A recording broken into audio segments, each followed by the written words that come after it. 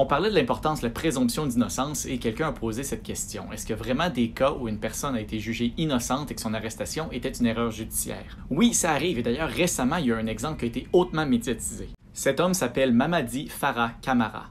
Le 28 janvier 2021, M. Camara se fait intercepter par la police parce qu'il était au téléphone au volant. Intervention banale, le genre de choses qui arrive souvent. Mais pendant l'intervention de l'agent de la police de Montréal, le policier se fait attaquer par en arrière par quelqu'un qui ensuite prend son fusil et lui tire dessus. L'agresseur part en courant, le policier blessé va se réfugier dans un appartement pas loin et M. Camara, laissé tout seul, appelle lui-même le 911. Maintenant seul et probablement terrifié, M. Camara quitte les lieux.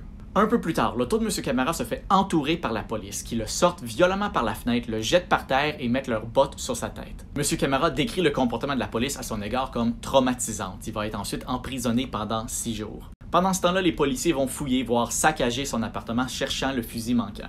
Les policiers vont dire aux médias et les médias vont rapporter au Québec en entier que M. Camara a attaqué un policier avec une barre de fer, lui a volé son fusil et lui a tiré dessus. La police rapporte même qu'ils ont des preuves vidéo à l'appui. Le problème, c'est que rien de tout ça est vrai.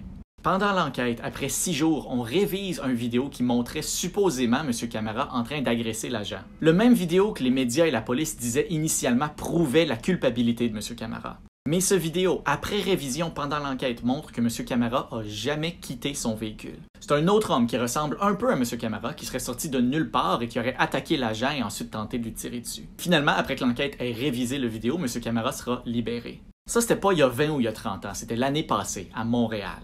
Imaginez-vous être dans la situation de M. Camara. 6 jours en prison, jeté par terre par la police et fouillé à nu, votre appartement saccagé, les médias qui partagent votre nom et votre photo en vous accusant d'avoir tenté d'assassiner un policier, quand vous savez que c'est une erreur et vous êtes innocent.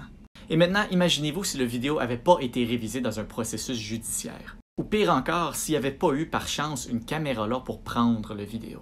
C'est pour ça qu'il faut protéger la présomption d'innocence. L'erreur est humaine, c'est normal qu'il y ait des erreurs qui se produisent dans le travail de la police. La présomption d'innocence, elle est essentielle à protéger les personnes innocentes de ces erreurs-là. Et surtout aussi, rappelons-nous de cette histoire quand les médias rapportent quelque chose qui vient de se passer. C'est normal que les détails initiaux soient flous, incertains ou même incorrects. Ça fait partie du processus d'investigation et de la transparence du travail de la police. Mais on devrait se méfier des rapports initiaux et surtout s'assurer que l'État continue à présumer une personne innocente jusqu'à ce qu'une révision judiciaire et un procès aient prouvé sa culpabilité.